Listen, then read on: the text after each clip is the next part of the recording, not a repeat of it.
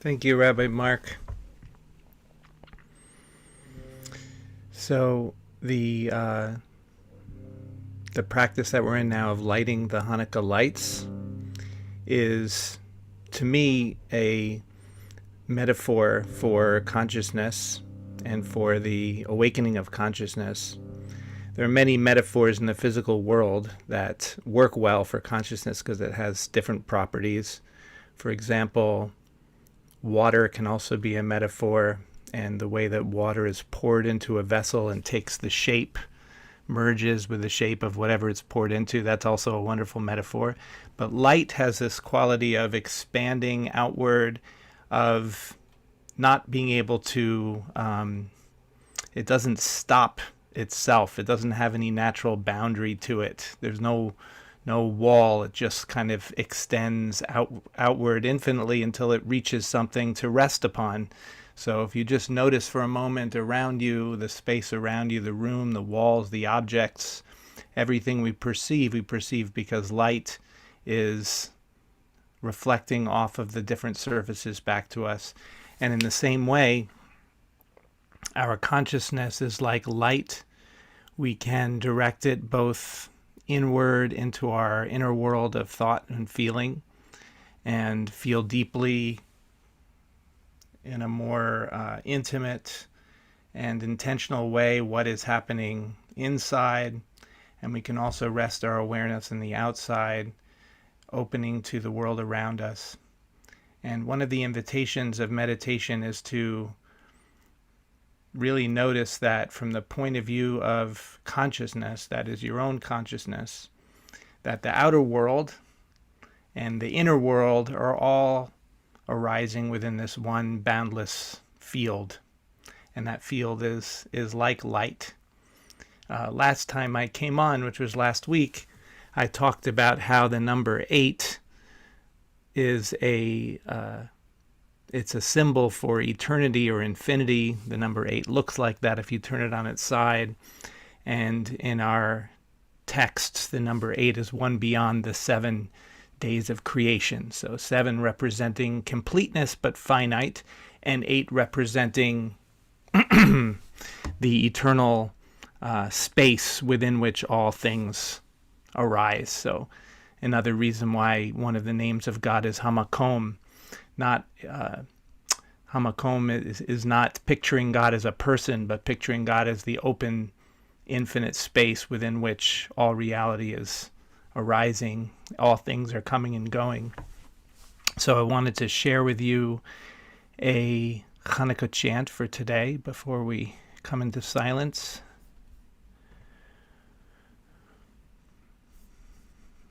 This collection of words comes from a brief prayer that is traditionally chanted or recited after lighting the Hanukkah candles. And I'll scroll down to the English so you can see. These lights we kindle these lights. These lights are sacred. For all 8 days of Hanukkah, these lights are sacred. And the meaning of the prayer is to remind us that the kindling of the lights is not for using the light in a way that we normally use light to see, but rather we simply gaze upon the light in order to offer praise and thanks. And in the same kind of way, our sense of the sacred or the spiritual or the transcendent, all these different words that refer to some somewhat ineffable aspect of our experience, is inherent in consciousness itself. And so when we meditate together, the only real goal is to allow ourselves to become palpably aware, to let go of the stream of thinking and the normal activity of the mind, and just let us be that light, that sacredness, receiving the moment however it appears to us, just as light radiates and connects with whatever's there. So, looks like I have to reduce the size a little bit to get it on the screen. One moment.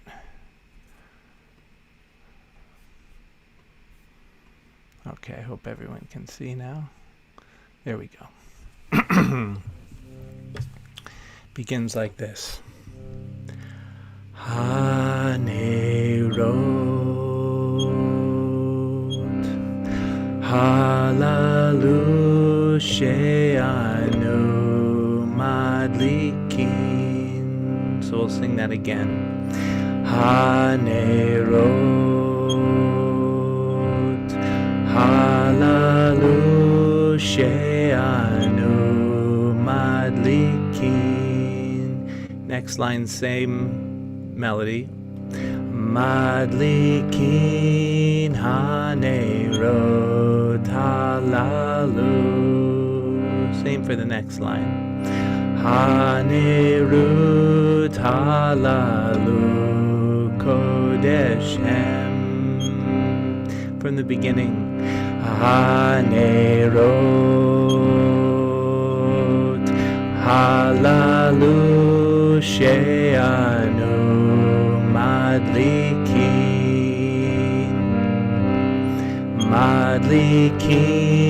hanerot halalu hanerot halalu kodeshem. The last line. V'choshem onat yemei haChanukkah. Let's try that.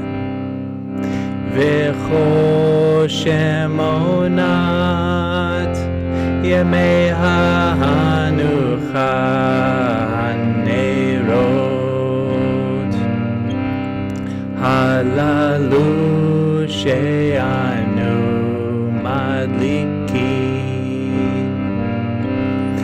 madlikin hanerot halalu hanerot halalu kodeshem v'choshem onat yemei haNukkah. Second piece. Hanerot halalu kodeshem. Again. Hanerot halalu kodeshem. That's the whole piece.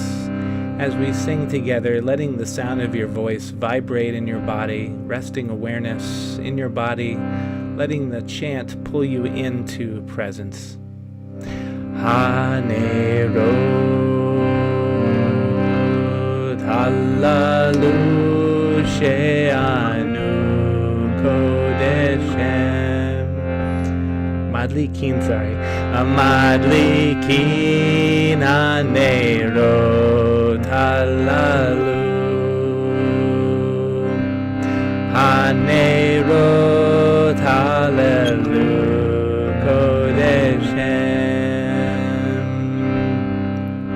v'choshem onat yemei haChanukkah hanerot halalu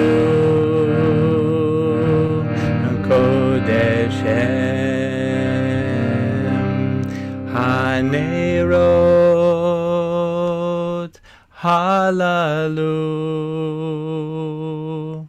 kodeshem hanerot halalu she'anu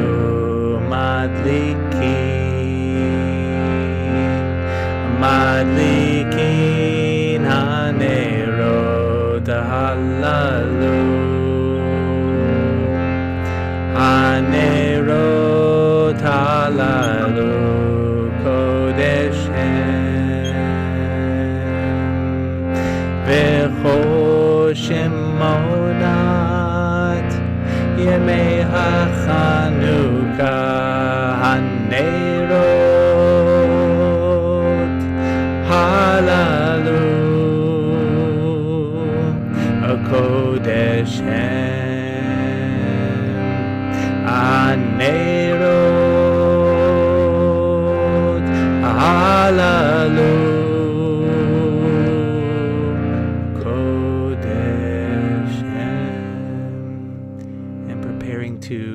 silence, taking care to let your body be in a comfortable, alert position, conducive to stillness.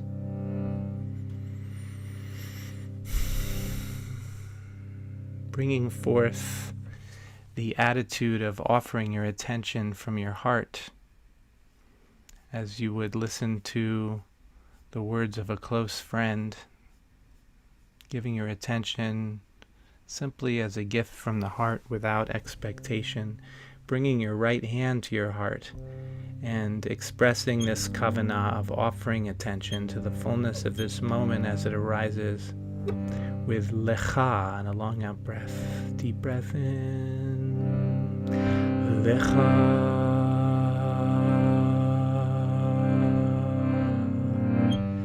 And bringing left hand to your belly, directing awareness down into your organs, flowing downward from your belly to your legs and feet, upward, chest, shoulders and neck, upper back, arms, hands and fingers, awareness rising into your face and facial muscles, bringing a little smile to your lips, filling the vessel of your body with consciousness and anchoring this body connection with na'aseh. Deep breath in, na'aseh.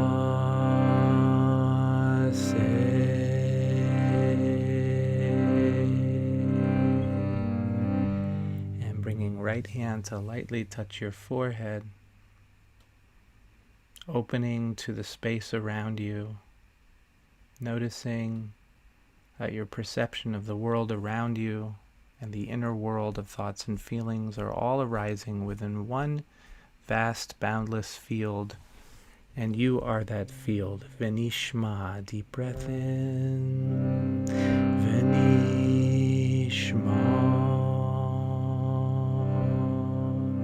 Kissing your fingers, relaxing your hands, coming to chant together, Atiyahu, you who are being itself, you who are all existence, you who are not separate from this awareness, hearing these words now, you are the divine.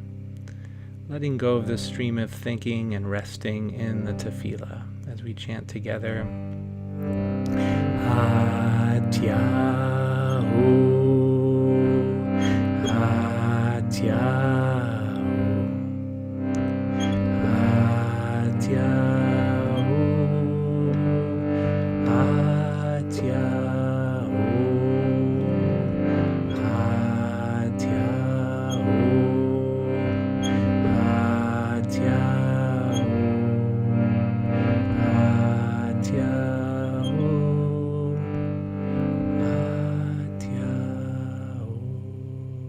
Continuing the chant in your mind, noticing when thoughts arise, letting them come, letting them dissipate, anchoring in the words, and we come into silence for about 10 minutes.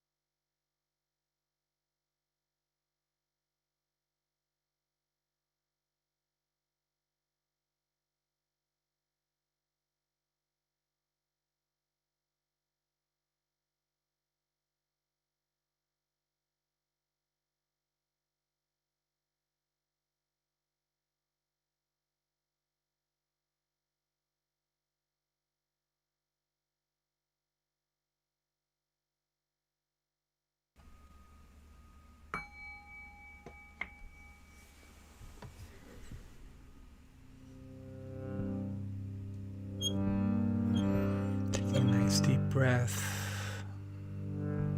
A little stretch.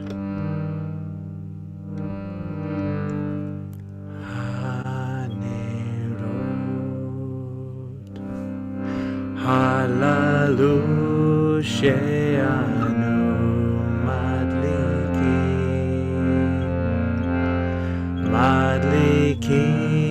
hanerot halalu hanerut halalu kodesh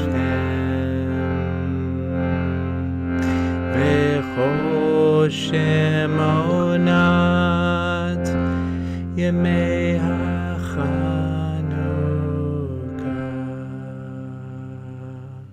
Osei shalom b'mramav, hu yasei shalom aleinu v'al kol Yisrael v'al kol yoshvei tevel v'yimru amen. Amen.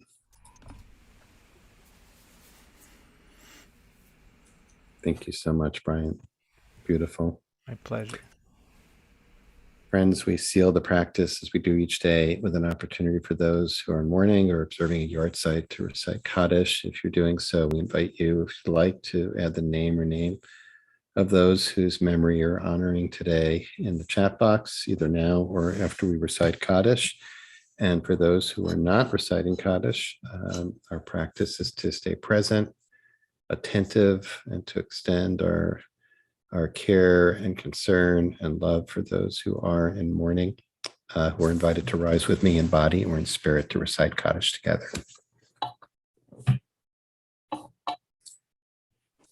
Yitgadal, Yitkadash, Shemei Rabbah. Amen. Yamlich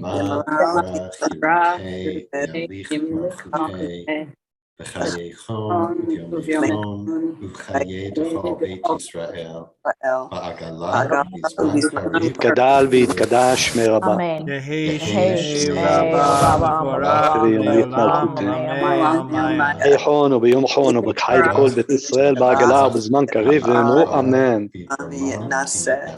יהיה שמי רבה מברך לעולם בעל מי עניה. יתברך וישתבח ויתפאר ויתרומם ויתנשא ויתהדר ויתעלה ויתהלל שמי לקדושה בריחו. העלם עם כל ברכתה ושירתה תוספחתה ונחמתה עד האמירן בעלמה ואמרו אמן. יש שלמה רבה מן שמיה וחיים עלינו ועל כל ישראל ואמרו אמן. Amen. עושה שלום עושה שלום ונורא ויעשה שלום עלינו ועל כל ישראל ואמרו אמן. Amen. Amen.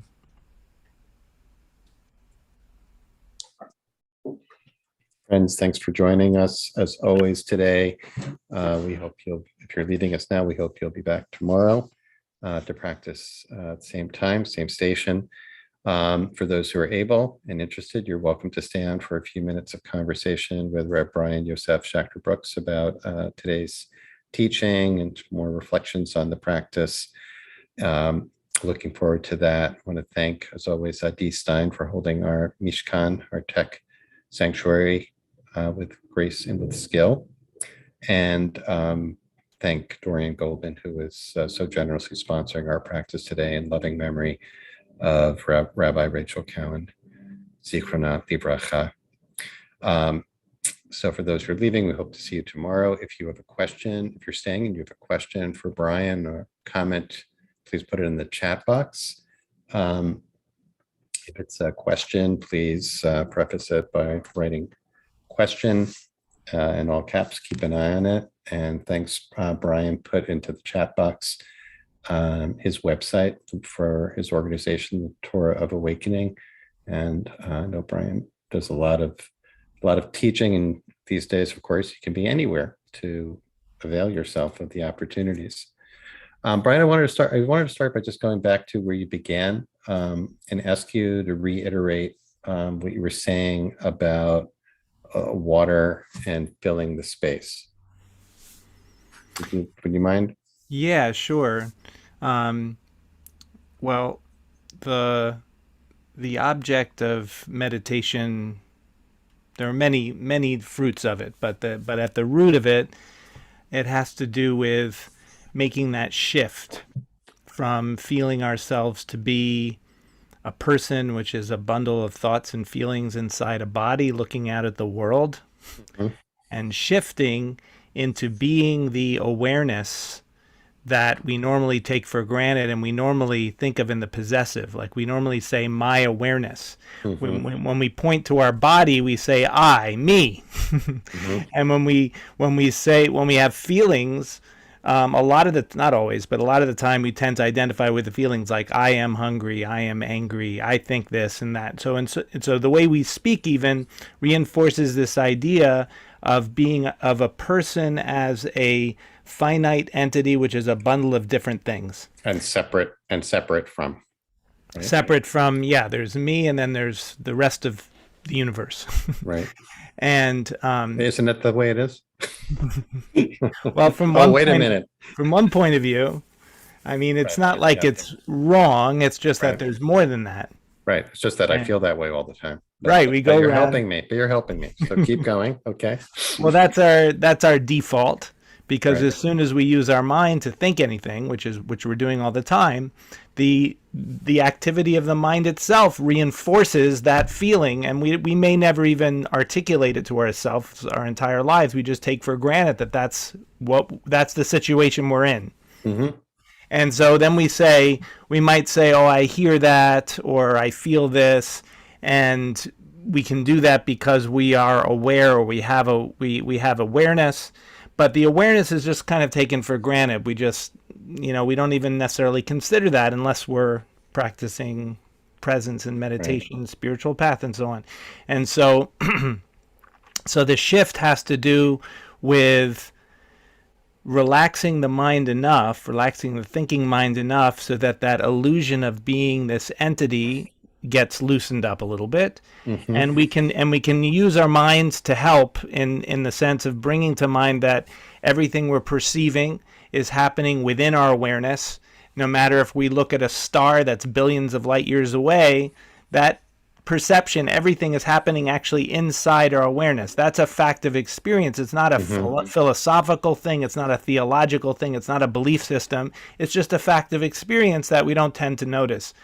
And so when we spend time just being in that noticing and relaxing the thinking mind, except for the very little bit we need to bring us into that, then we can make that shift into feeling ourselves as the vastness, as the awareness itself. That doesn't make the person go away, but the person is inside that, as well as everything else. And so one of the things that can help with that, for some people anyway, and I like to use it, is using metaphors from our common experience to get a handle on what this awareness thing is, because it's so elusive. It's so close to us that it's hard to focus on. Right. So water is one of the ways, because water takes the shape of whatever vessel it's in. So in the same way, our awareness is not picking and choosing. It's just aware of whatever's here, and then our minds and our feelings pick and choose. Either, and then at that point we might resist, or we might embrace, we might open, we might shut down, these different things. But if I can hit the pause button on that, just because this is great and this is really rich, that when we're speaking about awareness, and a lot of our teachers and people, I'm bringing up our teacher, Rabbi Sam Feinsmith, frequently these days, who led a week long, basically on, same what you were just describing, about awareness, that when we're using the word awareness here, I'll say we, for many of the teachers, at least, that is a euphemism or another term to describe the divine or the sacred or God. Yes? Would you say that's true for you when you're? Yeah, well, the way I tend to think of it is the idea of macro and micro. So when I use the word God, the way I think of that word is it's referring to the totality of reality. And even more than that, in a sense, because what we think of as reality is like manifestation, things that exist. Even awareness. Right. So the awareness that we are is not separate from God or the divine. It's not separate from reality. It's, in a Right. sense, reality waking up through us. Some people say, I've heard some people say recently that we're not separate from the earth, so the earth becomes aware through us. But we don't have to stop at the earth. it's all, and But that the Earth all. actually, the Earth seems a lot more aware than we are. Actually, Right. Yeah, Right, this is right. great. This is great. But just to take that a little bit further, and I Yeah. see there are a couple of questions I'd love to get to. Yeah. Awareness, because we then went into prayer. Like you led us into a meditation Right. to kind of experience and to remember that we are water, right?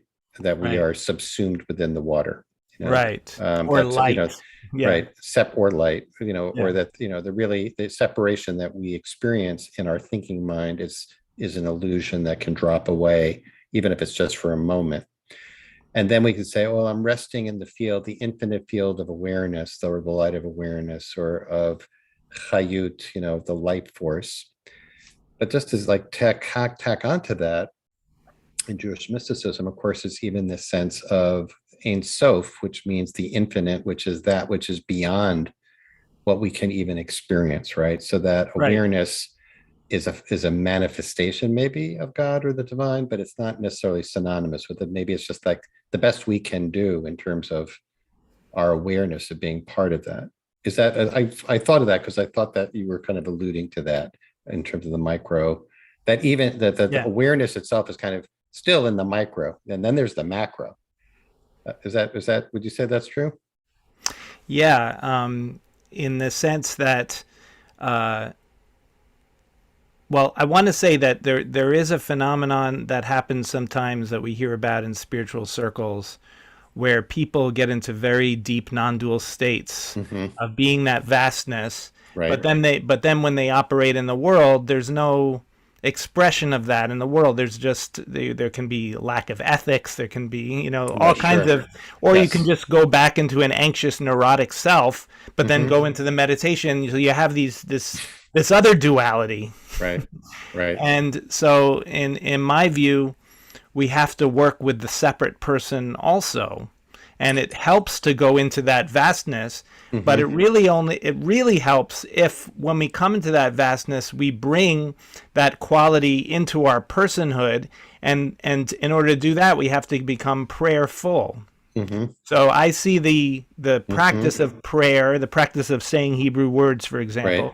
The purpose of that, and using you, at or ata, right? right? That's right. Atahu, as Right. it was the variation on atahu that I was using. Right. That the person, meaning our feelings and our thoughts, have to take an attitude of openness to that which is beyond the person. And at the same time, we can feel ourselves as not separate from that which is beyond the person. So it's duality inside the non-duality. They both work together. And I feel it's very important to have both of those. It's important to pray and to meditate. And the prayer is not dependent on having some belief system or theological thing worked out in your head. It's not about that at all. It's about the attitude. It's about your attitude towards how you approach reality. So I think they're both very important. That's beautiful, and seeing in the chat a lot of appreciation for this description, which is very clear and beautiful. Someone did ask about whether they can do Zoom classes with you. Check out TorahOfAwakening.com. So there is there are two questions. See if we can squeeze these in. One is about, about the dual nature of Hanukkah, which is, on the one hand, is commemorating this, military political victory and establishment of political sovereignty, and on the other, the spiritual, what the rabbis did, which was to really downplay that. By the way, of course, classically, the rabbis, they didn't want to go near the Maccabees. They focused on, the miracle of the oil and the spiritual nature of the holiday. So how do we balance that, especially these days, where Hanukkah, where the other aspect, the kind of the political sovereignty aspect of Hanukkah comes into play more. And the other has to do with, and I think this I don't know if we could do both. Let's see if we could do both. But the other one is really about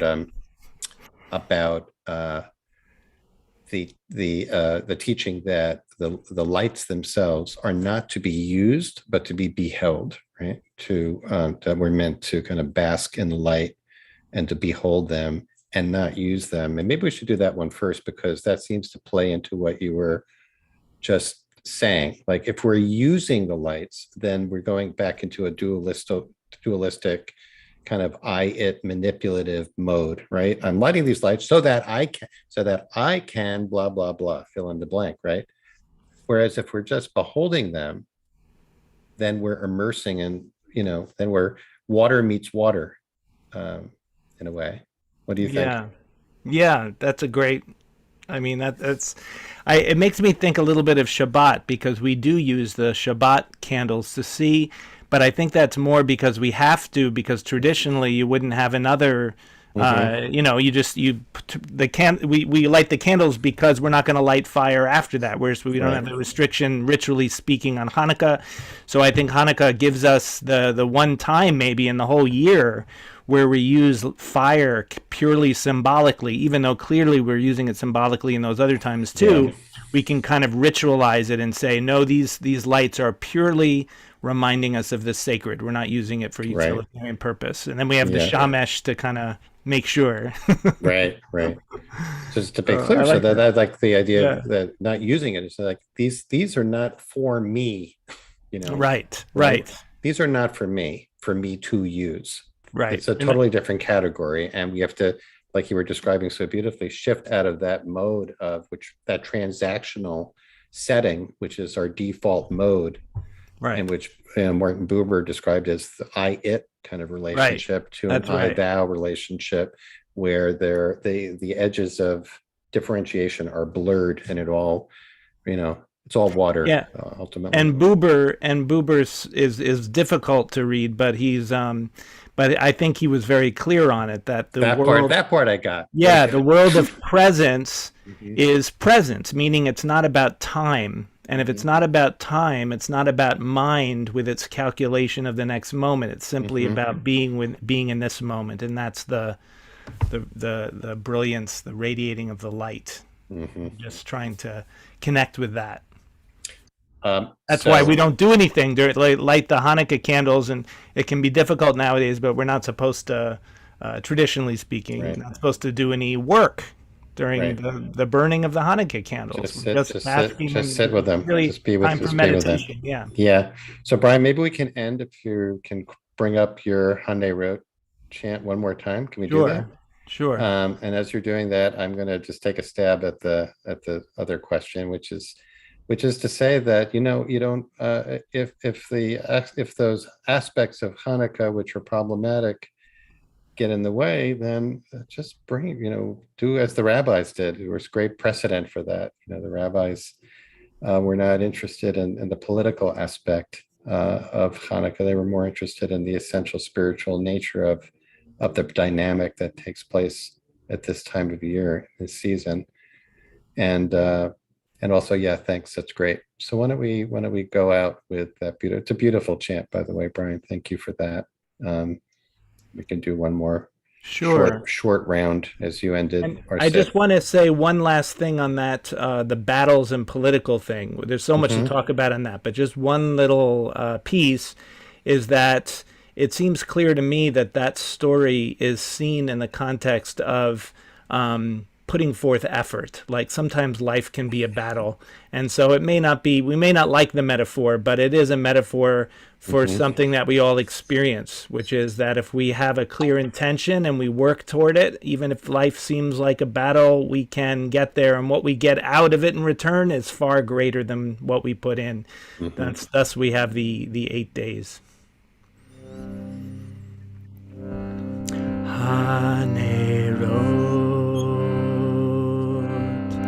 Halalu she'anu madlikin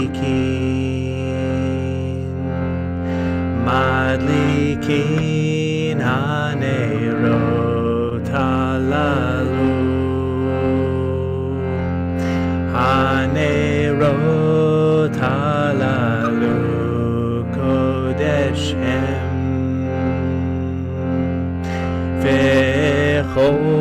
Shemonat Yemei HaChanukah Hanerot Halalu Kodesh Hem Hanerot Halalu Kodesh Hem.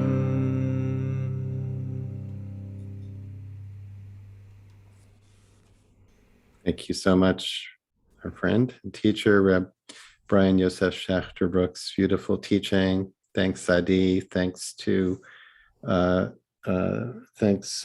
for sponsorship, and most of all, thanks to all of you for being here. We hope to see you tomorrow for another immersion in the themes of Hanukkah. I'll be leading this tomorrow and looking forward to that. Many blessings to you all, and Chag Urim Sameach. May the lights shine brightly for everyone. Bye, everyone. Thanks so much. It's an honor.